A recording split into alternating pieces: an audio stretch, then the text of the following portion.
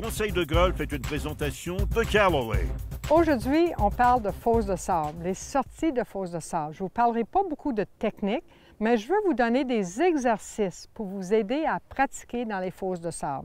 Alors, mon premier exercice, ça va vous donner la sensation, c'est de quoi une sortie de fosse de sable. On fait un petit château de sable, on met la balle sur le dessus, on s'installe, puis on fait propulser le sable vers l'avant. C'est votre objectif. Alors ça, c'est une sensation d'une sortie de fosse de sable. Deuxième exercice que je vous montre, c'est sur un morceau de bois. J'ai mis de la peinture pour vous montrer où le bâton, où on doit contacter le bâton sur le bois. Regardez bien.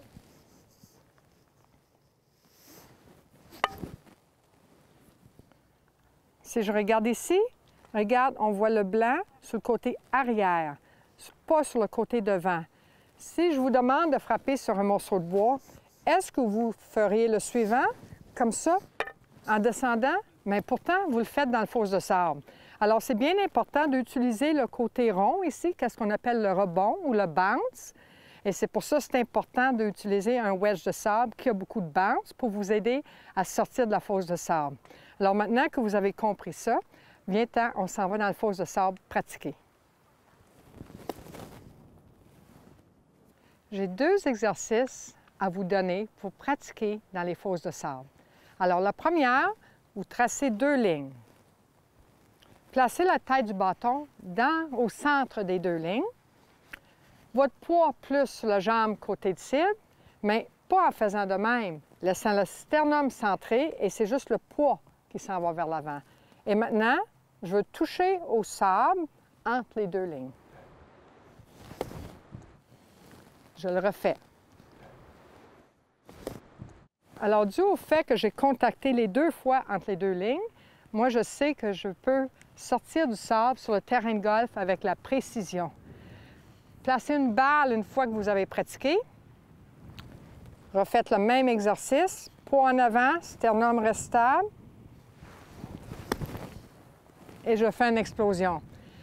Si vous n'êtes pas capable de contacter le sol entre les deux lignes, c'est peut-être que vous avez l'erreur suivante. Peut-être que votre poids est sur la jambe en arrière, vous allez frapper d'arrière.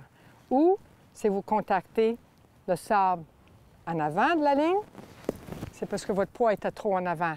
Alors, c'est très important de pratiquer et connaître la position de votre sternum, position du poids et comment faire une belle explosion. S'il y en a entre vous qui ont de la difficulté à rester le poids sur la jambe côté de la cible, parce que vous faites un transfert de poids, OK, qu'on ne doit pas faire dans le sable, faites l'exercice suivant. Vous tracez une ligne, le poids sur la jambe vis-à-vis la ligne. Celui-là, je n'ai plus de poids dessus. Pas de transfert avec le bas du corps et je contacte sur la ligne. Je veux toucher la ligne à chaque élan que je fais. Je place une balle, une ligne, sternum derrière, le poids en avant. Et c'est aussi facile que ça.